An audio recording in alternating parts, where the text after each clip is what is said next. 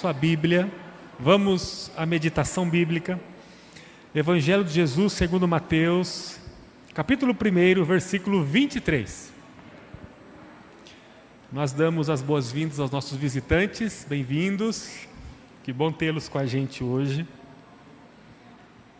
Vamos à leitura do Sagrado Texto, Mateus, capítulo 1, versículo 23.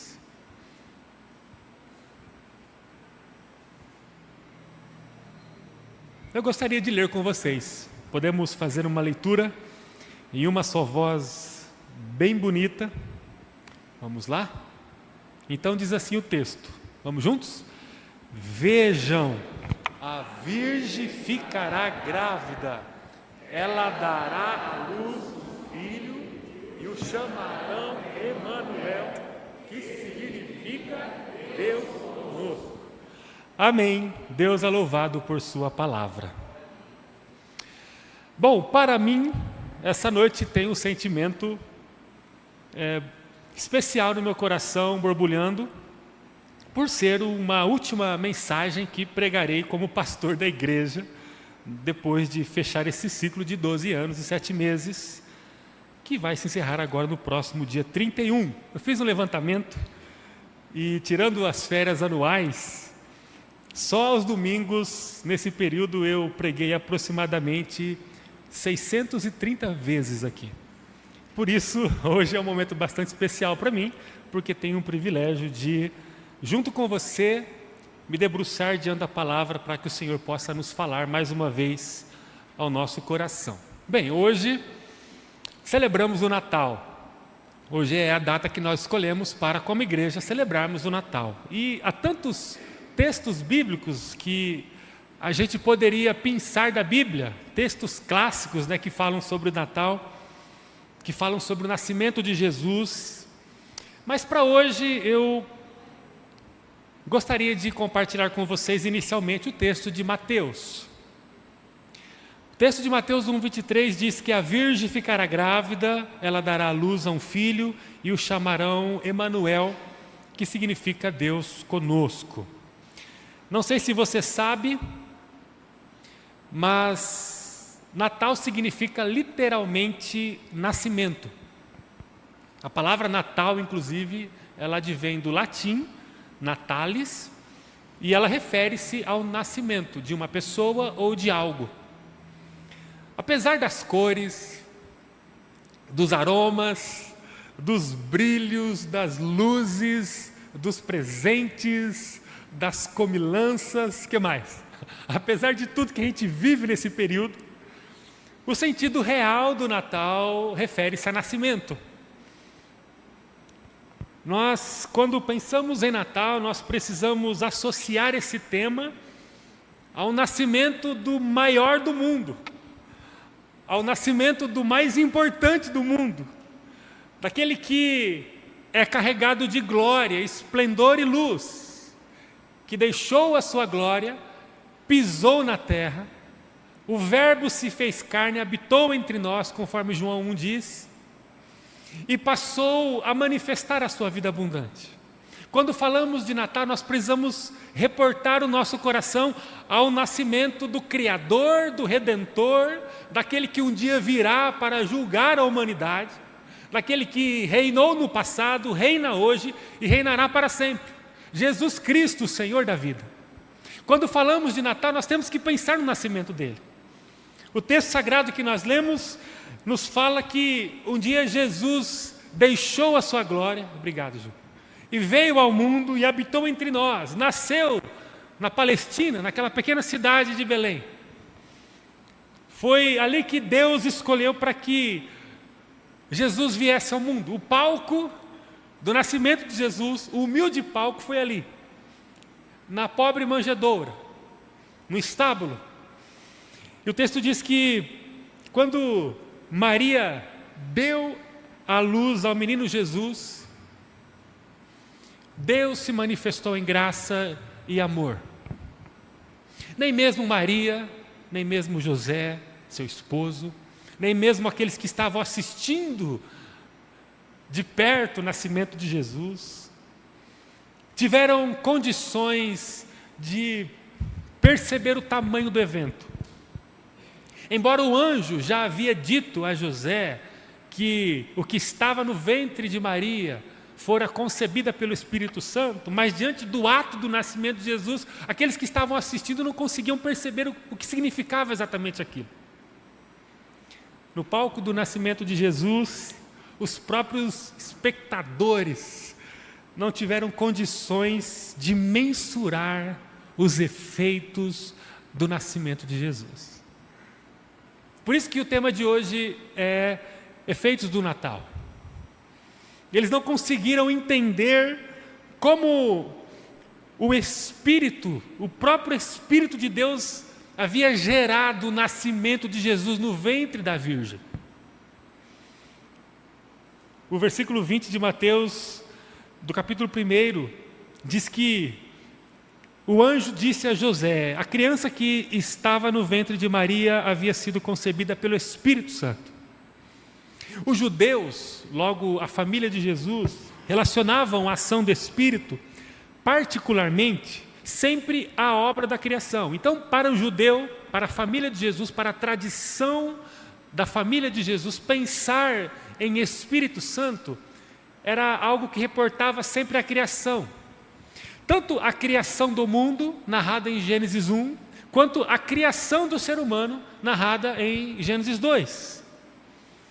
Na mente do judeu, o Espírito Santo manifestava o seu poder quando criava as coisas. Então, se você se lembrar comigo, no capítulo 1 de Gênesis, nós encontramos a Bíblia dizendo que o Espírito de Deus pairava sobre as águas. E o Espírito transformou o caos na linda criação que nós vemos hoje. Lembra do Salmo 19? Podemos citá-lo agora? Difícil, né? Mas o Salmo 19 diz que os céus proclamam a glória de Deus e as obras das suas mãos. Então, o Espírito, ele é aquele que cria, ele criou todo o cosmos, o mundo, o universo. No capítulo 2 de Gênesis, nós encontramos a narrativa bíblica dizendo que Deus criou um boneco do pó da terra e soprou o seu fôlego. Ruá, o hebraico, traz a ideia do sopro de Deus ser o Espírito. O mesmo Espírito que é representado no Novo Testamento, como aquele que não tem direção, ele sopra onde quer e ele dá vida. Quando Jesus fala em João 3, naquela conversa com o religioso, olha, vocês precisam nascer não apenas da natureza humana, mas também do Espírito. É esse mesmo Espírito que foi soprado nas narinas do boneco de barro, para que ele pudesse ser vivente. Quando a família de Jesus olhava para o poder do Espírito, ela sempre se voltava para a criação, seja do universo, seja do homem.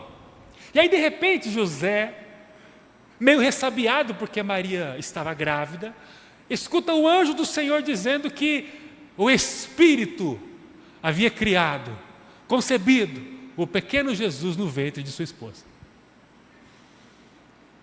Quando José escuta do anjo isso, uma nova categoria de nascimento é inaugurada. É a ação do Espírito Santo para além da criação do mundo e da própria humanidade, mas é a ação do Espírito Santo na criação da redenção. Uma nova categoria fora iniciada. Não se tratava da ação do Espírito Santo na criação do cosmos, do universo. Não se tratava da criação do Espírito Santo da humanidade. Não se tratava da criação do Espírito Santo de nenhuma outra coisa, senão da própria redenção da criação. Conhecemos a doutrina bíblica da depravação humana. Todos pecaram. Um dia o pecado entrou na existência humana e impôs sobre ela a escuridão, o caos. Conhecemos pela Bíblia que após o pecado, a morte ela passou a ser cenário natural do homem. Não apenas a morte física, mas a morte espiritual, que encaminha o homem para a morte eterna. Mas um dia Jesus nasceu. Um dia o Espírito Santo, o Criador de todas as coisas, gerou no ventre da Virgem o próprio Cristo. O Deus Filho. E Jesus, ao nascer, ele descortina a eternidade na finitude dos nossos dias. Ele descortina a eternidade na minha vida e na sua que crê. Ele passa a inaugurar um processo de redenção que nos alcança pela graça, mediante a fé, e não vem das nossas obras, não é por nós, é dom de Deus. Jesus, ele nasce, ele vive, ele é morto e ele ressurge para que para sempre possamos viver com ele. Bem, quando celebramos o Natal, nós celebramos o nascimento da redenção. Celebramos nessa data o nascimento do Verbo, a nova natureza de criação que Deus estabeleceu a partir do seu Espírito ao gerar Jesus no ventre de Maria. Nós celebramos a luz que rompeu com a escuridão, com a nossa escuridão. É claro que nessa noite natalina nós vamos direcionar nossa reflexão para o nascimento de Jesus. E esse nascimento ele gera ao menos 3 efeitos em nosso coração, e eu quero terminar com eles. O primeiro efeito, eu queria que você notasse se você quiser. O primeiro efeito que o nascimento de Jesus, que o Natal gera em nosso coração, é o conforto. O nascimento de Jesus gera conforto em nós, porque Jesus passou a viver ininterruptamente, em todo segundo da nossa vida, ao nosso lado. O texto que lemos diz, Mateus 1, 23, a virgem ficará grávida, ela dará à luz um filho, e o chamarão Emanuel, que significa, vamos dizer juntos, Deus conosco. Em alguns momentos, em quase todos os momentos, não, em todos os momentos. Deus está conosco, faça chuva ou faça sol. Gozemos de boa saúde ou soframos com doenças. Deus está conosco quando temos todos os recursos que precisamos, ou quando encontramos a escassez, a dificuldade. Deus está conosco quando tudo vai muito bem, Deus está conosco quando tudo vai ruim, tudo vai mal, tudo vai atropelado. Antes da chegada de Jesus ao mundo, o próprio Cristo já era descrito como Emanuel, o Deus conosco. Em Isaías 7, numa profecia messiânica, o profeta diz no versículo 14, o mesmo texto descrito em Mateus 23, o Senhor mesmo dará um sinal. Vejam, a virgem ficará grávida, ela dará à luz um menino e o chamará de Emanuel. Esse texto é o texto de Isaías 7,14. Jesus é a fonte eterna de consolo para mim e para você. Jesus está presente. Jesus está ao nosso lado. Jesus nos assiste quando ninguém nos vê. Jesus nos consola quando ninguém nos entende. Jesus nos fortalece quando não encontramos mais forças ao nosso lado, ao nosso círculo adjacente. Jesus está mais perto de nós do que imaginamos. Ele é o Emanuel. Ele é o Deus conosco. Todo mundo pode nos abandonar. A nossa mãe pode nos abandonar, mas Deus jamais nos abandonará. O Natal ele nos gera esse efeito, essa afirmação de que o menino nos nasceu e o seu nome é Emanuel. E por que Emanuel? Porque a partir do seu nascimento, ele está conosco. Há um nível de conforto incrível e pleno que somente Jesus pode nos oferecer. Somente Ele pode nos oferecer, e Ele quer nos oferecer, e Ele pode nos oferecer, e Ele é forte o suficiente para nos oferecer. Há uma dimensão de conforto que somente o Espírito Santo pode nos dar. Natal é época de lembrarmos que a presença de Cristo, o Emanuel de Deus, está conosco hoje, amanhã e depois, e para todo sempre. Isso tem que fazer o nosso coração borbulhar. A gente pode encontrar as nossas adversidades, as nossas agruras, mas jamais devemos esquecer que o Emanuel está conosco. Aleluia, Jesus nasceu e Ele está ao nosso lado. Bom, além do conforto, o nascimento de Jesus também gera alegria. É o segundo efeito. Eu quero ler com vocês Lucas capítulo 2, versículos 10 e 11, que nos fala assim. A narrativa a respeito do nascimento de Jesus, diz o texto: o anjo se aproximou dos pastores e disse: não tenham medo, trago boas notícias, que darão grande alegria a todo o povo. E qual era a notícia? Hoje em Belém, a cidade de Davi, nasceu o Salvador, que é o Cristo, o Senhor. Além do conforto, o nascimento de Jesus gera alegria em nosso coração. Por que primeiro conforto? Porque quando Jesus nasce, Ele nos encontra mal, cabisbaixo. O pecado determina a criação um caminho difícil, um caminho de dor, um caminho de escuridão, de caos. Então, o primeiro efeito é que Jesus Ele nos acolhe e nos conforta, troca as nossas vestimentas, coloca um anel em nosso dedo, coloca sandálias novas. Ele nos conforta. E diante do conforto de Jesus, diante do braço quente de Jesus, do colo de Jesus, passamos a ser invadidos pela alegria do nascimento de Jesus. O Senhor nasceu, temos que viver em júbilo, entoando louvores ao Messias, porque Ele veio, Ele é real, Ele é o nosso Emanuel. Nós celebramos com alegria o Natal, porque Jesus está ao nosso lado.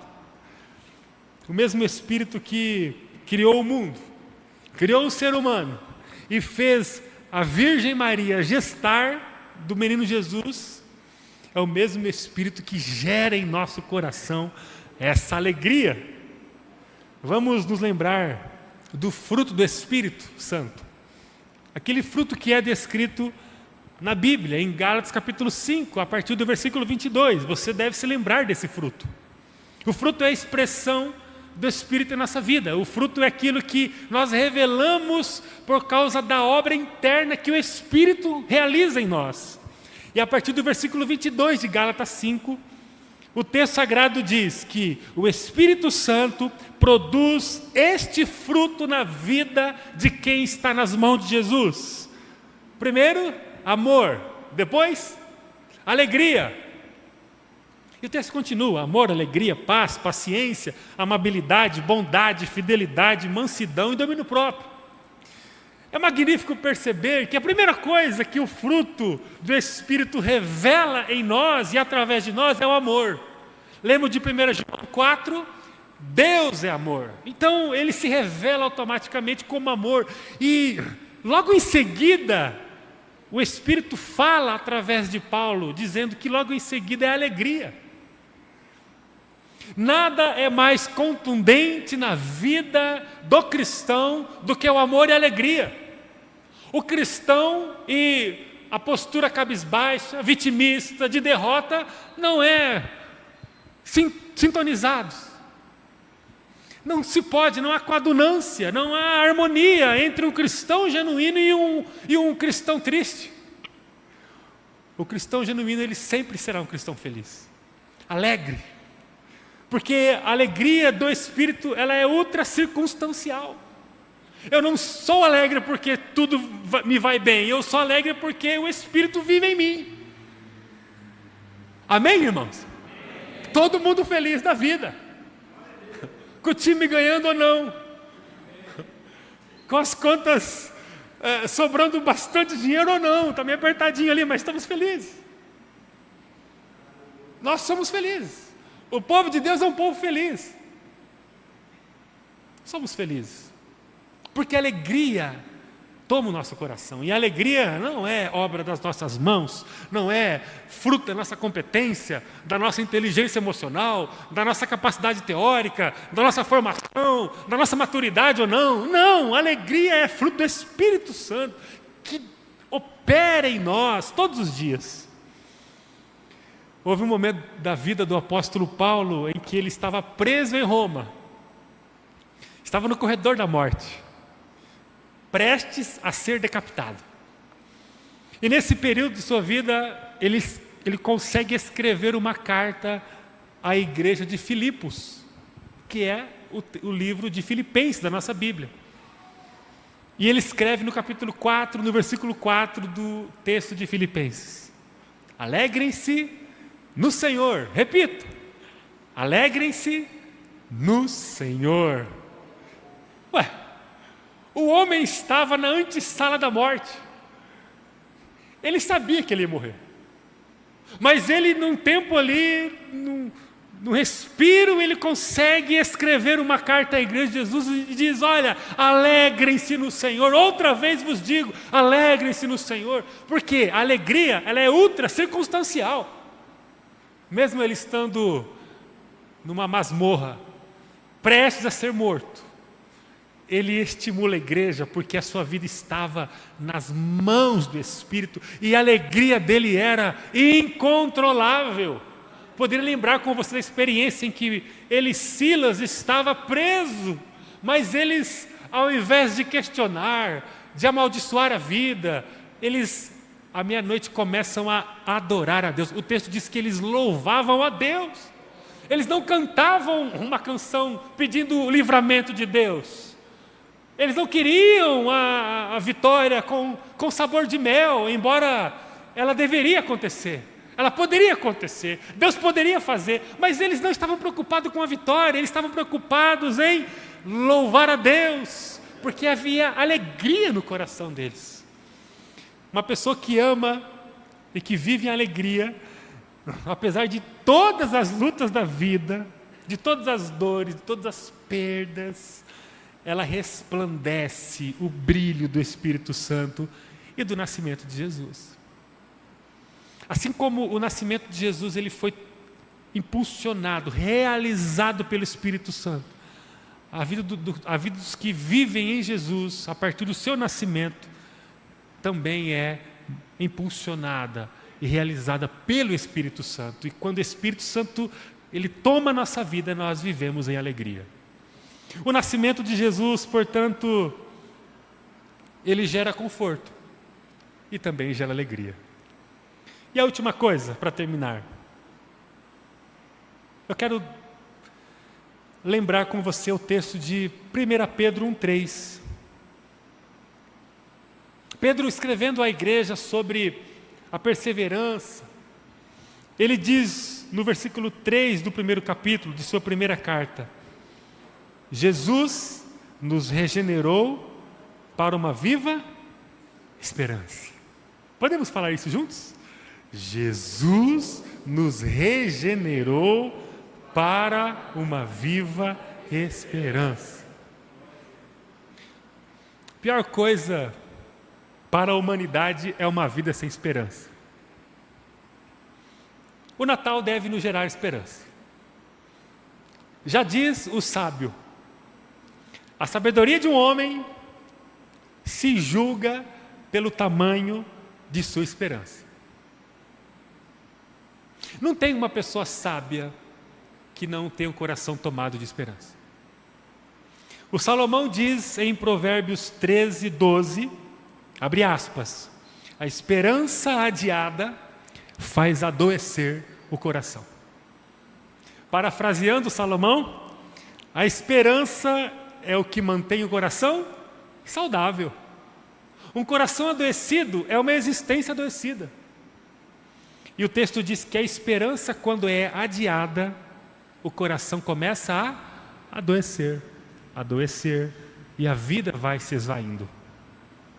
Paulo, sabendo da importância da esperança, para a igreja de Éfeso, ele diz, isso está lá em Efésios 1,18: oro também para que os olhos do coração de vocês sejam iluminados, a fim de que vocês conheçam a esperança para a qual Cristo vos chamou.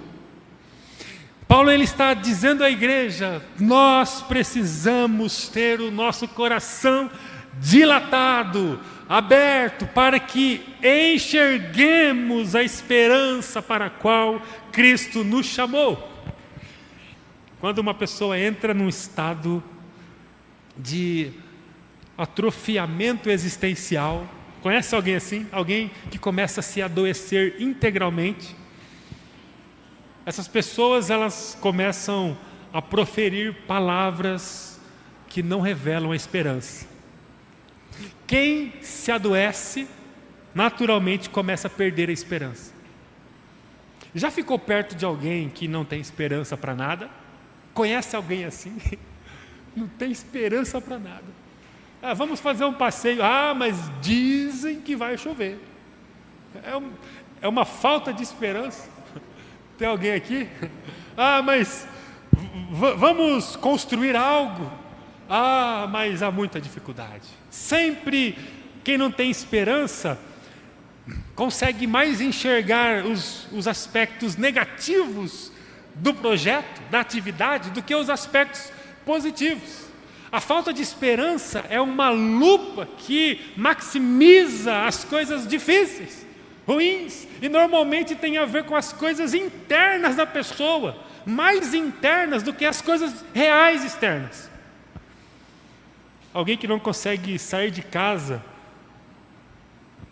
porque não tem esperança na vida é alguém que está se atrofiando, morrendo. Agora, é bom demais conviver com alguém que tem esperança, não é? É contagiante viver com alguém que tem esperança. E olha, nós como povo de Deus, nós precisamos viver com esperança, não calcados ou pautados numa esperança imaginária. Nós vivemos com a nossa vida fundamentada na esperança para a qual Cristo nos chamou para viver. A nossa esperança tem base boa, amém? Nós vivemos com esperança porque Cristo nos chamou para vivê-la. O nosso discurso sempre é um discurso profético. Não é que a gente vai maquiar as dores, os medos, as fraquezas, não é isso. É por isso que vivemos discipulado, é por isso que fazemos culto doméstico, é por isso que buscamos a Bíblia todos os dias, é por isso que servimos a comunidade, é por isso que amamos o mundo. Não vamos maquiar nossas fraquezas, mas as nossas fraquezas, elas são sufocadas pela forte esperança que predomina em nosso coração por causa de Cristo, por causa do nascimento de Jesus. Até mesmo o ditado popular, né, que diz, a esperança... Vocês sabem essa? Vocês sabem, né? O Salmo 19 o pessoal não sabia, mas essa o pessoal sabe. A esperança é a última que morre. Por que essa expressão é tão verdadeira? Porque depois que a esperança morre, não há mais nada que possa ser feito mesmo. A esperança morreu, ali é o final da linha. E o texto de Isaías, que eu já citei, Isaías 7,14, quando fala que o Senhor dará um sinal ao povo, a virgem conceberá e dará luz a um filho, e o seu nome será Emanuel. Aqui o profeta registrou, aproximadamente 700 anos antes do nascimento de Jesus, ele sendo boca de Deus, ele registrou uma esperança viva de que Cristo viria. O povo não estava num bom período quando o profeta registrou isso, mas o Senhor fala através de Isaías a respeito de uma esperança viva. E depois que Jesus ele nasce, ele vem ao mundo em Belém, essa esperança passou ainda mais a ser ratificada, fundamentada, exequível. Jesus nasceu, há uma vida em operação, e Paulo ele escreve pelo sopro do Espírito Santo a tantas igrejas dizendo, olha, nós temos que ter esperança porque Jesus veio e Ele está voltando e teremos novos corpos quando Ele voltar. É quando ele escreve no capítulo 15 da primeira carta aos Coríntios dizendo, olha, o nosso trabalho não é vão, receberemos um novo corpo glorificado, Jesus está voltando, há uma viva esperança que nos consome. Aleluia, Cristo nasceu. Nós vivemos esse efeito da esperança. nós vivemos confiantes naquilo que Jesus faz em nós. Que Deus possa nos abençoar. Celebramos nessa noite o conforto. Vamos dizer juntos? Celebramos nessa noite o conforto, a alegria e a esperança. Porque isso jamais será invalidado em nossa vida, porque o Emanuel está conosco, está comigo, está com você em todos os caminhos que andarmos, porque Ele é o Deus que nos chamou, é o Deus que nos redimiu, é o Deus que está nos adornando para o grande encontro que teremos com Ele em breve. A Jesus seja o nosso louvor. Esses são os efeitos do Natal que jamais deveremos esquecer. Podemos orar juntos? Obrigado por Tua palavra, Senhor. Ela é graciosa, ela apruma a nossa vida. Ela de fato nos traz consolo, de fato ela nos traz alegria, de fato ela nos traz esperança. Obrigado porque o Senhor tem nos falado de tantas formas aqui. Desde o primeiro ato desse culto, o Senhor tem nos falado com as canções, com a apresentação das crianças, com o testemunho da família do Henrique, da Aline. Senhor, o Senhor tem nos falado por meio da Tua palavra, o Senhor tem nos falado através de cada abraço que recebemos, cada abraço que damos. Bendito seja o Teu nome. Senhor, continue a nos falar, continue a encher a nossa vida com os efeitos do Natal. É o nosso desejo, em nome de Jesus. Amém. Vamos cantar uma canção.